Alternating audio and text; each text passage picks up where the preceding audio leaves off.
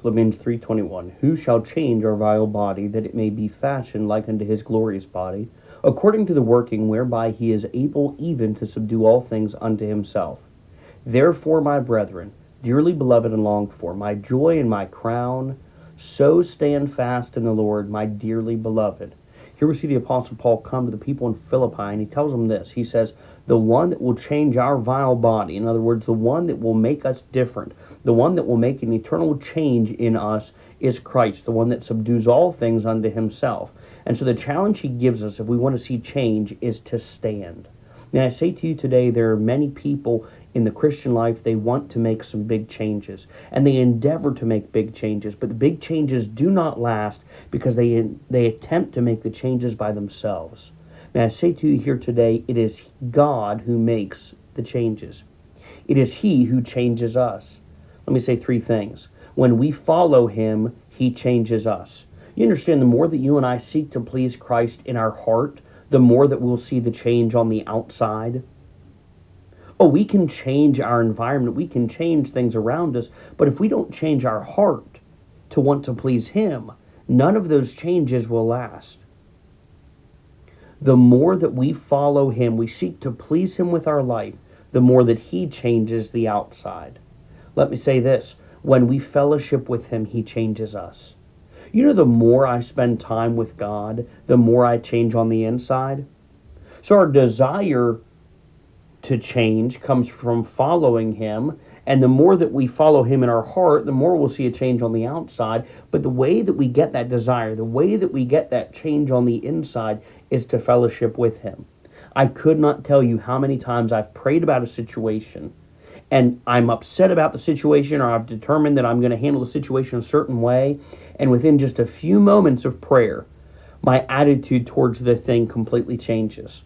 My avenue that I was going to pursue in order to fix the problem completely changes.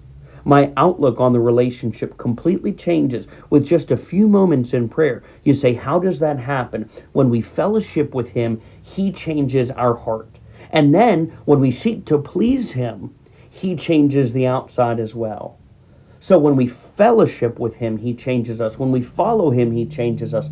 Let me say this, when we fulfill our duty, He changes us. That's why the Apostle Paul, he said, who's going to change us? Who's going to make the difference in our life? He says it's the one that subdues all things unto Himself. Who is that? That's Christ, right? So he says that the way that He will do that, what does the Apostle Paul say? So stand fast in the Lord, my dearly beloved. You see, when you and I fulfill our duty, when we stand and we do what we're supposed to do, and we do it faithfully to Him, He changes us. I'm reminded of the story of a farmer that hired a young man from the city to come pick at his orchard. And the man arrived at the farm early in the morning, and the farmer looked at the young man and said, I want you to take that bushel basket there, I want you to carry it down to the pond, and I want you to dip it in the pond and then bring it back up here. So the boy dipped it in the pond, he filled it full of water, and he carried it back up the hill, and by the time he got to the top of the hill, the water had all run out. And the farmer looked at him and said, now I want you to go down again, get that bushel basket, and fill it full of water, put it all the way under the water, and bring it back up here. And so the boy went down and he filled the basket full of water again, and sure enough, by the time he got back to the farmer, all of the water had run out. And this young man is thinking, this farmer is crazy. This basket is full of holes. There's no way I'm going to get any water to the top of that hill. And so the farmer says, I want you to go down again. I want you to fill it one last time. And so he goes down and he fills it all the way full. He puts it way down under the water to fill it full of water. And he runs back as quick as he can. And sure enough, there's no water left in the basket. And the young man looks at the farmer and says, look, we are never going to get water up here with this basket. And the farmer looked at him and said, I wasn't trying to get water up here. I was trying to clean your basket. And you see, when you and I are faithful to stand and faithful to fulfill our duty, He cleanses us. He changes us. Let me say here to you today, you may be trying to change some things in your life, and you don't see the change immediately. Rest assured, you and I are not the ones that make lasting changes in our life. We cannot make changes that last on our own.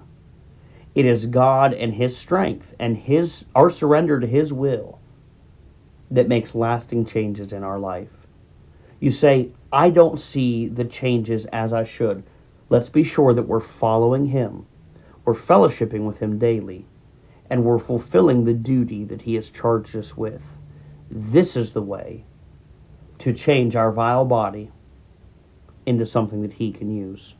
We love you, folks. We'll see you tonight at 7.